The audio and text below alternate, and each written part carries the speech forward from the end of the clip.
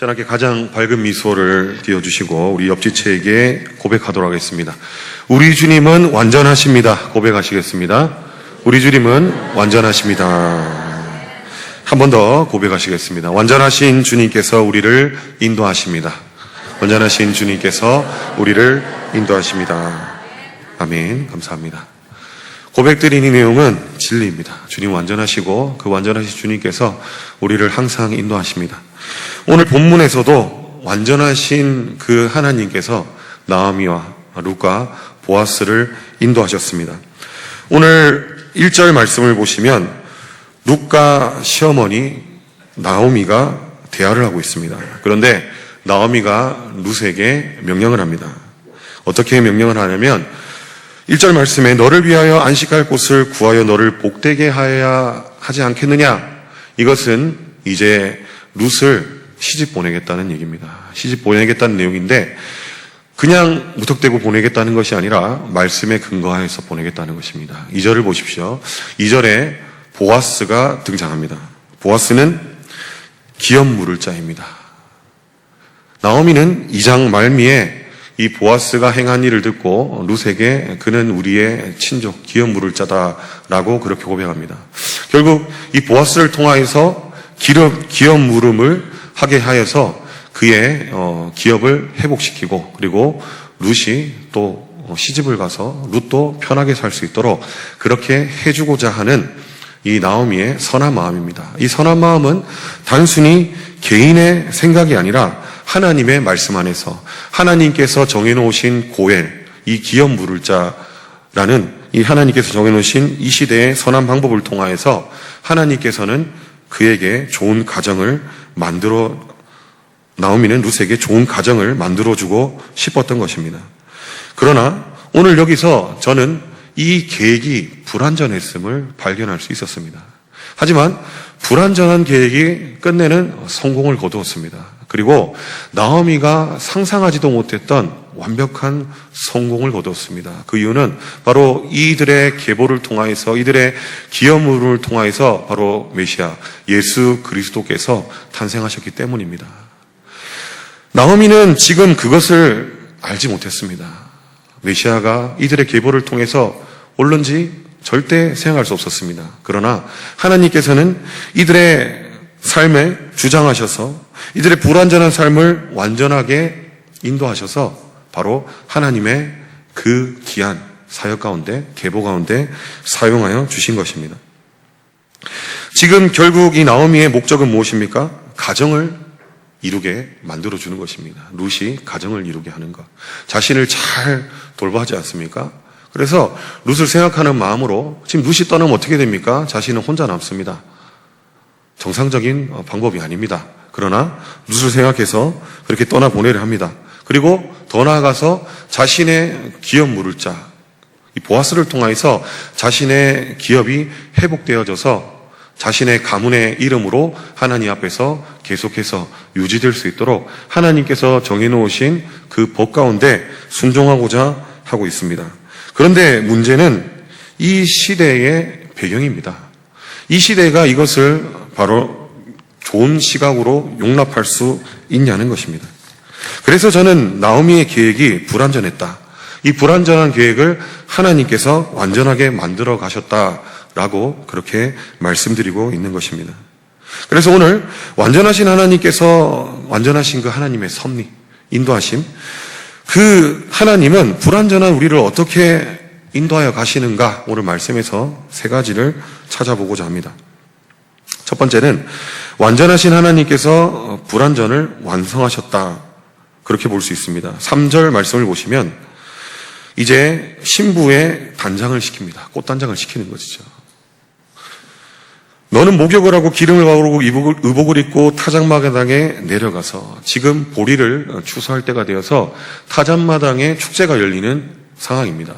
그 가운데서는 이제 보아스가 거기에 있을 것이고 그 즐거운 가운데 술을 마실 것이고 그 흥겨운 가운데 거기서 분명히 잠이 들 것이다 라는 예상입니다. 나오미가 많은 것을 지금 알고 있습니다. 역시 나오미가 해안이 있어 보입니다. 그러나 지금 룻에게 하고자 하는 이 상황은 룻을 위기에 빠뜨릴 수 있는 상황입니다. 왜 그렇습니까? 지금 이 시대가 어떤 시대입니까? 사사시대입니다. 각자 자신의 소견에 옳은 대로 행했던 시대입니다. 이곳이 베들레헴이라 할지라도 사사시대 때는 그들이 하나님 말씀을 바르게 지키지 않았던 시대입니다. 4절을 보시면 그렇게 꽃당장을 하고 어떻게 합니까? 그가 누울 때 너는 그가 눕는 곳을 알았다가 보아스를 지켜보고 있다가 보아스가 이제 흥에 겨워서 술을 마시고 흥에 겨워서 이제 잠을 잘 거 아닙니까? 그러면 그가 눕는 곳을 기억하라는 것입니다. 기억했다가 그의 발치에 이불을 들고 거기서 같이 누우라는 것입니다. 그리고 내가 할 일을 내게 알게 하라. 이것은 적극적으로 기업 물을 권리를 나에게 행사해 주세요라는 이때에 음행이 아니라 그런 의미로 다가가는 것입니다. 적극적으로 구애를 하는 것입니다. 청혼을 하는 것이죠. 부정한 것이 아닙니다. 이것을 그전 부정하다라고 보시면 안 됩니다. 기업물을 자에게 기업물을 권리를 행해 주세요라고 요구하는 행동이라는 것입니다. 청혼과도 같습니다.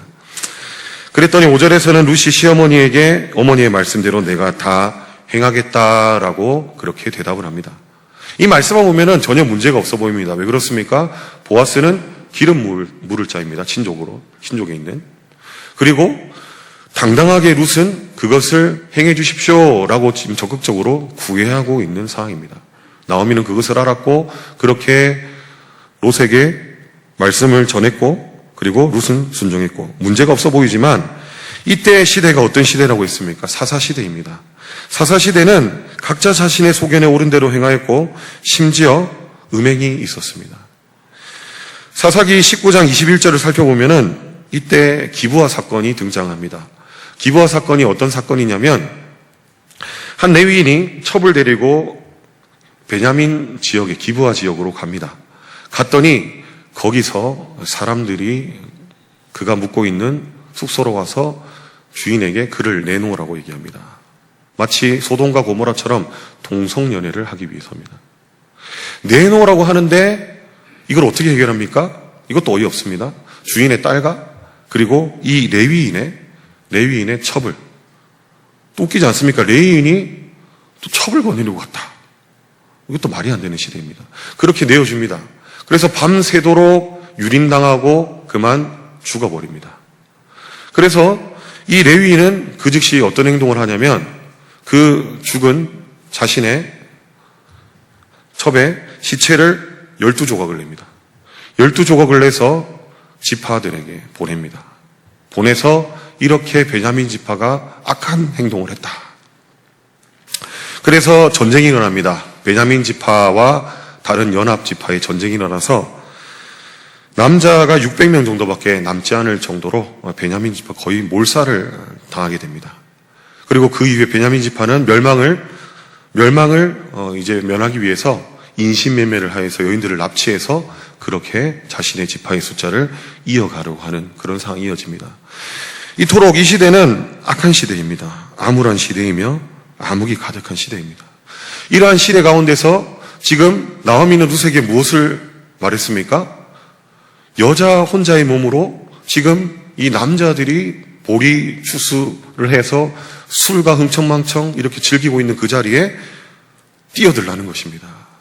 물론 보아스를 신뢰했기 때문에 그렇게 이야기했을 것입니다. 그러나 너무나 위험천만한 상황입니다. 이것이 다른 사람의 눈에 잘못 비춰졌으면 어떻게 보입니까? 음란한 여인으로 비춰지는 것입니다. 룻은 수치를 당하게 되고 율법에 더 나아가서는 율법에서 정한 대로 돌에 맞아 죽을 수 있는 위기에 처할 수밖에 없다는 것입니다. 하나님의 말씀 안에서 그 기업 물을 자의 그 계대결혼, 고해를 지키기 위해서 하나님 말씀 의지해서 그렇게 나오미는 선한 마음으로 그렇게 나아갔지만 결국 이 가정 가운데는 큰 위기가 있었다는 것입니다. 하지만 그것을 하나님께서는 선으로 바꾸사 하나님께서는 이것 또한 하나님께서 완전하게 하나님의 뜻 가운데 사용해 주셨다는 것입니다. 그래서 오늘 이 본문에서 알 수 있는 것은 우리가 먼저는 하나님의 말씀에 의지하여서 순종하며 나아가야 됩니다. 우리가 마음대로 했을 때 하나님께서 선하게 인도해 주신다. 그것은 잘못된 것입니다. 하지만 우리가 할 수 있는 대로 아니요. 무조건 순종해야죠. 하나님의 말씀에 순종하여서 하나님 기뻐하시는 뜻 가운데 나아갈 때 하나님께서 어떻게 하신다는 것입니까? 우리의 중심을 보시고 우리의 가정이 계획이 불완전할지라도 어떻게 하신다는 것입니까? 완전하신 하나님께서 그 모든 것들을 하나님의 그 완전하신 뜻 가운데, 완전하신 섭리 가운데 인도하여 주신다는 것입니다. 얼마나 어설픈 계획입니까? 그냥 하나님 말씀만을 바라보고 나아갔습니다. 하지만 계획은 너무나 어설펐습니다. 사랑하는 자신의 며느리 룻을 위험천만한 사지로 몰아넣는 그런 계획이었습니다.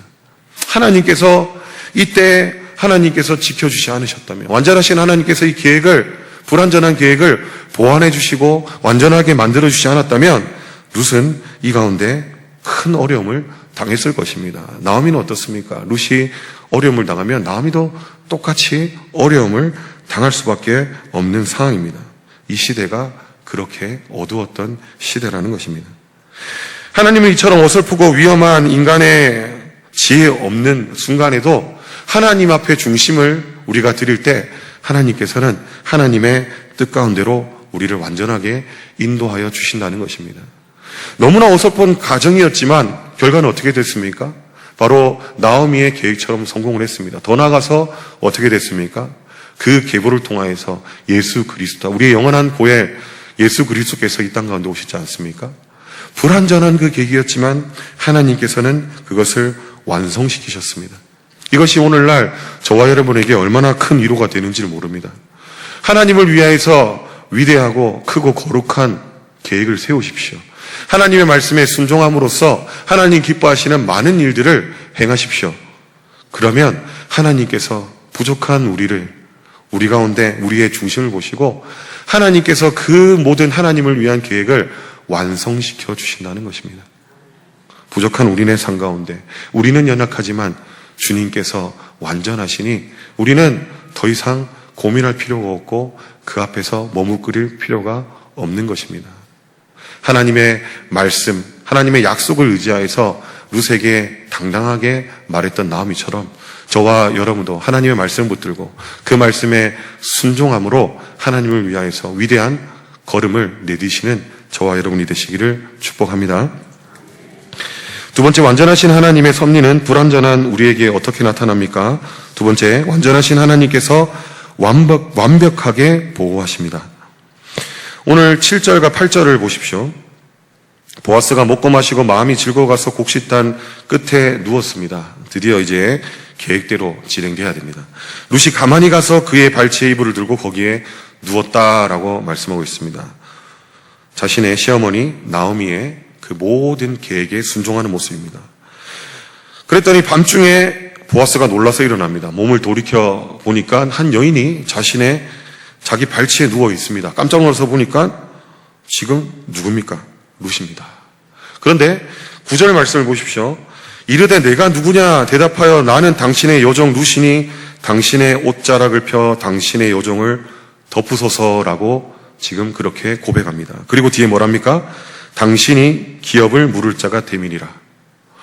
이때에 지금 옷자락이란 단어와 룻기 2장 12절에 있는 날개라는 단어가 똑같은 단어입니다.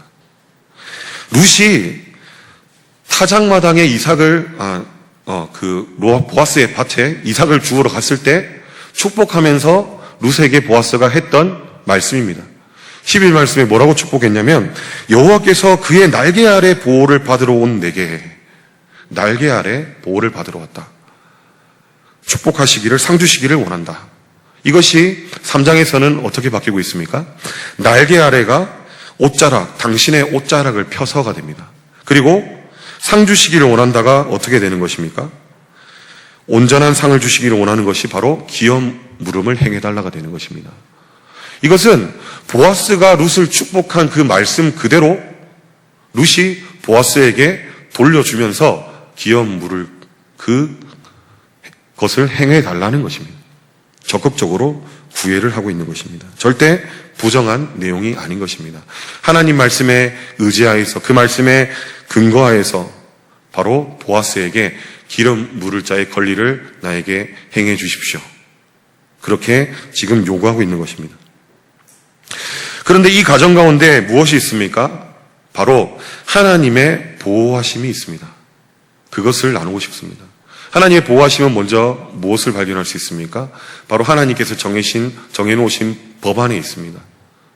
계대결혼은 무엇입니까? 형이 죽었습니다.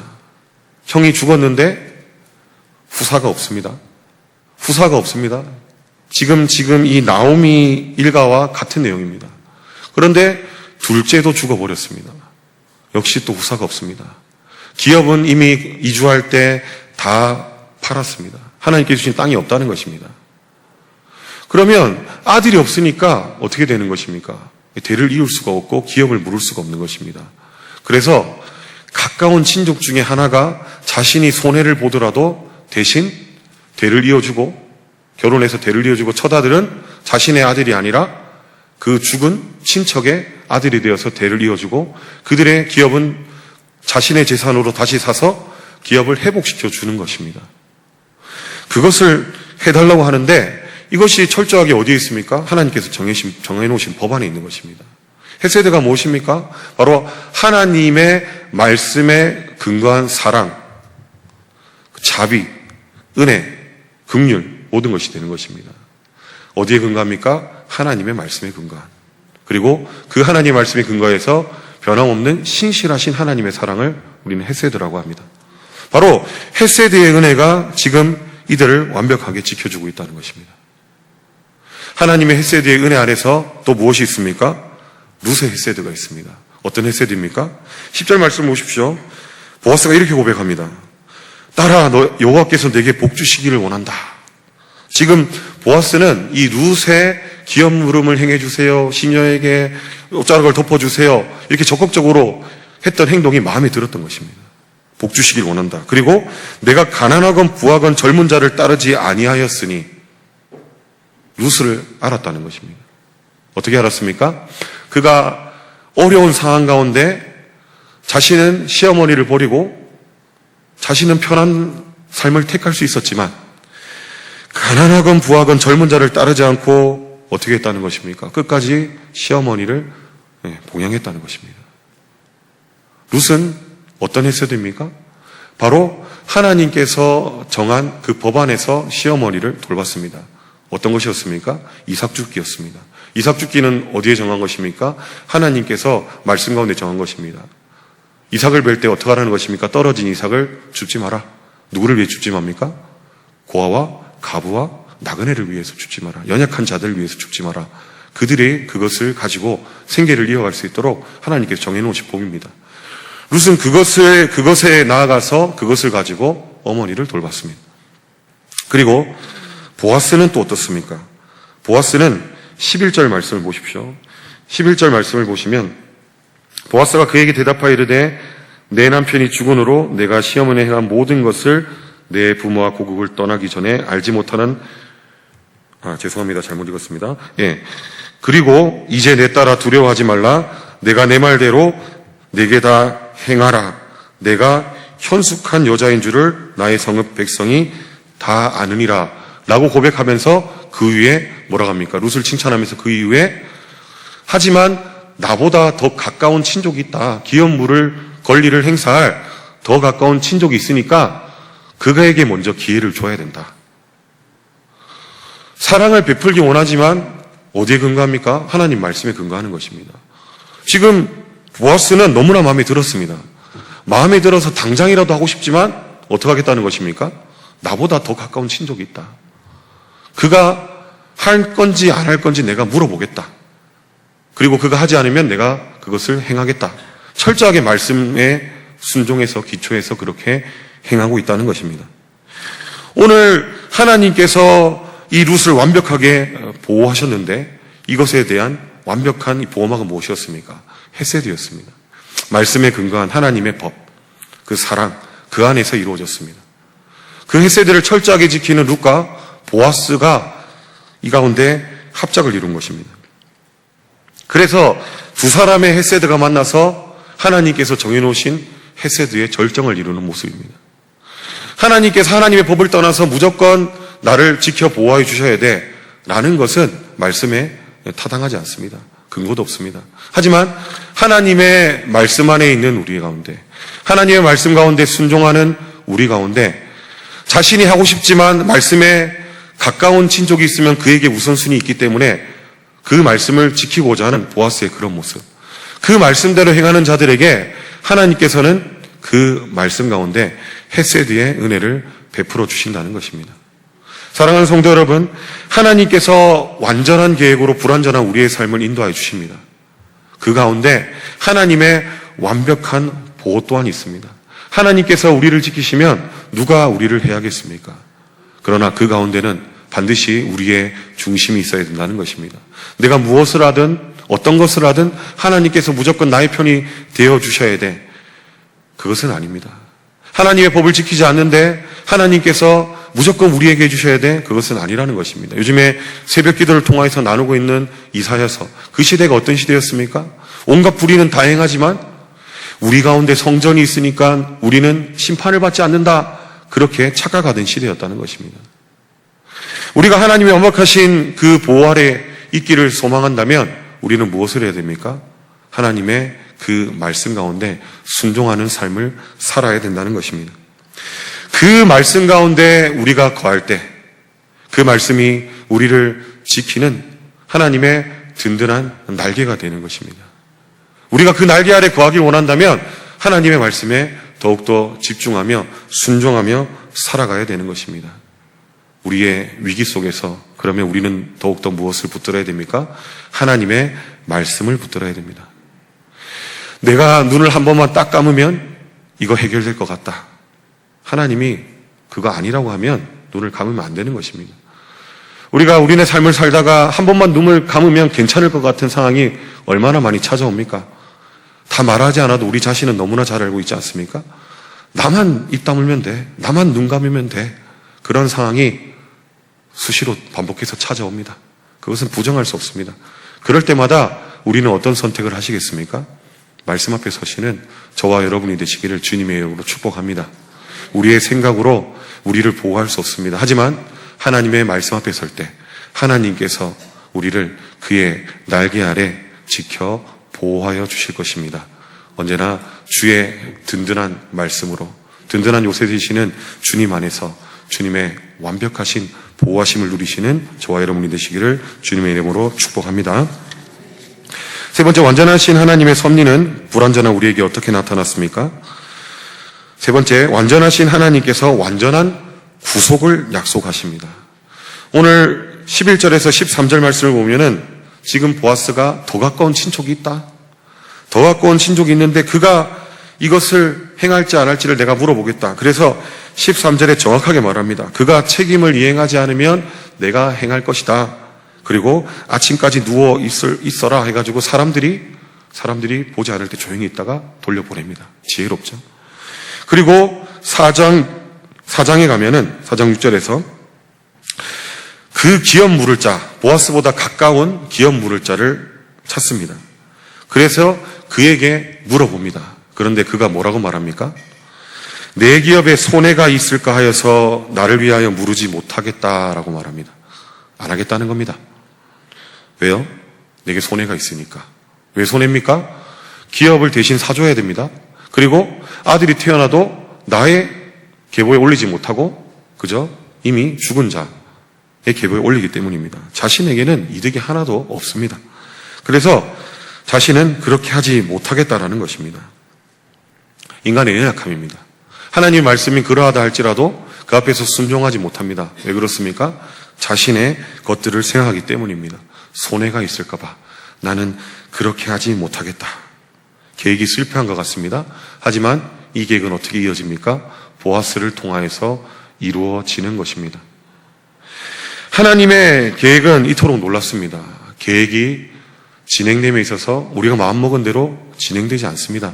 하지만 확실한 것은 하나님의 완전하신 계획과 보호하심, 그리고 우리가 생각한 것보다 더 나은 방향으로 인도하여 간다는 것입니다. 나오미는 이 사실을 전혀 알지 못했습니다. 그러면 어떻게 되는 것입니까? 이 사실을 생략하고 진행하면 어떻게 되는 것입니까? 본의 아니게 하나님의 말씀을 어기는 것이 되는 것입니다. 정확하게 해야죠. 하지만 지금 보아스를 통하여서 지금 순서대로 그렇게 하나님의 법이 지켜졌습니다. 완전한 하나님의 인도하신 가운데 지금 이들은 이제 모든 조건이 갖추어져 있는 것입니다. 그리고 이 성경 말씀은 보아스와 룻이 가정을 이뤄서 기업을 물었다. 나오미의 일가의 그 모든 기업이 다시 회복되었다라고 끝나지 않습니다. 어떻게 끝납니까? 바로 우리의 참 고엘 되시는 예수 그리스도까지 말씀하고 있습니다. 이들을 통하여서 아들이 태어납니다. 보아스와 룻을 통하여서 아들이 태어나는데 그 아들은 우리가 잘 알다시피 예수 그리스도의 계보입니다. 이들을 통하여서 예수 그리스도가 이 땅 가운데 오시고 그를 믿는 모든 자들이 구원을 받게 됩니다. 바로 우리의 참 고엘이신 예수 그리스도께서 오신다는 것입니다. 예수 그리스도께서 오셔서 무슨 일을 하셨습니까? 우리의 불완전한 모든 것을 완전케 하셨습니다. 우리의 불완전한 것은 무엇이었습니까? 바로 우리는 하나님 앞에서 죄로 인하여서 다 파산한 상태였습니다.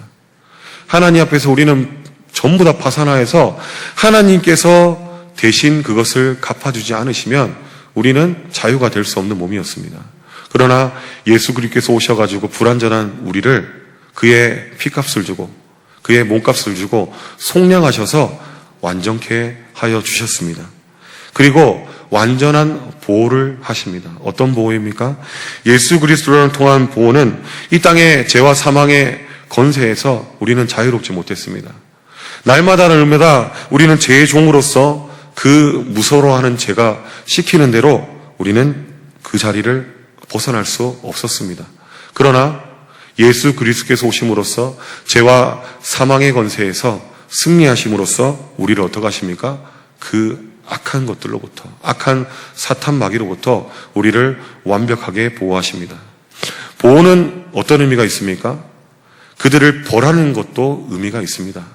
우리를 구원하시고 막아주시는 것도 보호지만 진정한 보호는 더 나아가서 무엇입니까? 악한 사탄 마귀를 벌하시는 것입니다. 그가 죄와 사망의 건세에서 승리하셨기 때문에 그들은 더 이상 예수 그리스도 앞에서 힘이 없습니다. 건세가 없습니다. 영원한 패배입니다. 주님께서 영원한 승리자가 되심으로써 우리 또한 주를 믿어 영원한 승리자가 될 수 있는 것입니다. 그렇기 때문에 주님의 그 승리하심, 그 능력 속에서 우리는 어떻게 됩니까? 완전한 보호를 받게 되는 것입니다. 주님께서는 제사장이시요 선지자이시고 왕이십니다. 왕은 무엇을 합니까? 백성들을 위하여서 앞장서서 나가서 전쟁에 나가서 싸웁니다. 적들을 물리치십니다. 더 이상 자신의 백성을 괴롭히는 적이 없도록 만드신다는 것입니다. 쉽게 말씀드려서 그렇다는 것입니다. 완전한 보호는 무엇입니까? 대적이 패배하고 사라지는 것입니다. 주님, 참 고엘이신 예수 그리스도께서 오셔서 그 일을 행하셨습니다. 그리고 마지막으로 완전한 구속을 이루어 주셨습니다. 완전한 구속은 무엇입니까? 단번의 제사를 통하여서. 단번의 제사를 통하여서 죄의 문제를 해결하여 주셨습니다. 우리가 하나님 앞에서 죽을 수밖에 없는이 아니라 완전히 죽었던 그 죄인 그 자체였습니다. 모든 사람은 죄를 범하였으며 하나님의 영광에 이르지 못하였습니다. 그럼 결국 우리는 어떻게 되는 것입니까? 사망입니다. 하지만 예수 그리스도께서 그 단번의 제사로서 구약의 모든 제사를 온전케 하셨습니다. 계속해서 반복돼서 드려지는 그 구약의 제사, 예수 그리스도께서 단번의 제사로 드리셨습니다. 구약에서는 어떤 언약이 있었습니까? 바로 하나님께 주신, 모세에게 주신 돌판에 새겨주신 그 언약이 있었습니다. 그 돌판에 새겨주신 그 언약에 근거하여서 그 말씀 그대로 하나님 앞에 가서 자신의 삶을 온전히 드려서 그러한 삶을 살지 못했을 때 짐승을 들여서 여러 번 자신이 죽어야 되지만 짐승이 대신해서 죽었습니다. 그러나 주님 오신 그 이유는 다릅니다. 주님께서 하나님의 어린 양 그분께서 직접 제물이 되셨습니다. 여러 번 드려지는 그 제사의 본질은 똑같지만 여러 번 드려졌다는 것입니다. 하지만 온전케 하셔서 단번의 제사로 끝내셨습니다. 자신이 직접 제물이 되셨습니다. 그리고 돌판에 새겨진 그 옛 언약을 어디에 새겨주셨습니까? 성령 하나님께서 우리의 마음 가운데 새겨주셨습니다. 돌판은 깨어지는 것이지만 우리의 마음에 새겨진 그 새 언약은 지워지지도 깨어지지 않는 그 언약으로 우리 가운데 약속을 주셨습니다. 그렇다는 것은 바로 우리의 참 고엘 예수 그리스도께서 우리의 모든 것을 완전케 하셨고 우리의 모든 것을 보호하시며 그를 통하여서 우리의 모든 것이 완전한 구속으로 이어졌다는 것입니다. 그러므로 저와 여러분은 바로 하나님의 어린 양 예수 그리스도, 참 진리이신 예수 그리스도 안에서 그가 기뻐하시는 삶으로 살아가야 됩니다. 그가 앞서 행하셨던 그 삶으로 우리는 따라가야 됩니다. 그것이 무엇입니까? 바로 율법을 온전케 하시는 그 모습, 바로 하나님 말씀에 순종하는 삶입니다. 우리가 구원을 받기 위해서 말씀에 순종하라는 의미는 절대 아닙니다. 어떤 의미입니까? 우리 가운데 참 고엘 되신 예수 그리스도께서 우리가 아직 죄인 되었을 때에 우리를 구원하시고 우리 가운데 새 언약으로 지워지지 않는 새 언약으로 우리의 구원을 확정하셨기 때문에 우리는 구원받은 자로서 당연히 예수 그리스도의 그 모습으로 예수 그리스도 닮는 그 모습으로 말씀이신 예수 그리스도의 그 말씀에 순종하는 모습으로 살아가야 된다는 것입니다. 그러한 삶을 살아갈 때 완전하신 하나님께서 저와 여러분의 삶을 완전하게 채워주실 것입니다. 사람의 어리석음, 모든 것이 하나님 앞에서는 다 불완전합니다. 하지만 우리가 하나님 앞에 우리의 연약함을 내어드릴 때 하나님께서는 우리를 완전케 하여 주십니다.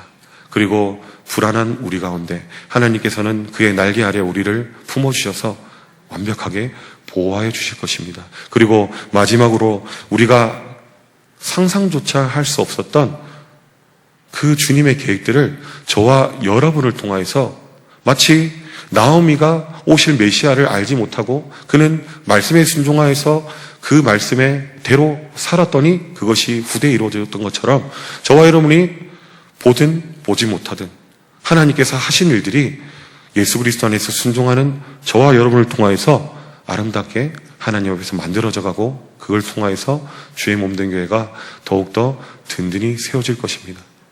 언제나 우리의 참 고엘 되신 예수 그리스도 그 안에서 그의 닮는 모습으로 주님의 말씀 앞에 순종하시며 주님의 그 앞서가신 그 일을 따라가는 그 마음으로 하나님의 마음을 기쁘시게 하고 하나님의 그 마음을 시원케 해드리는 모습으로 살아내시는 저와 여러분이 되시기를 주님의 이름으로 축복합니다. 그래야 할 때 완전하신 하나님의 섭리, 그 하나님의 섭리가 저와 여러분을 인도하셔서 하나님의 영광을 위하여서 크고 귀하게 사용하여 주실 것입니다. 이런 삶을 살아가시는 저와 여러분이 되시기를 주님의 이름으로 축복합니다.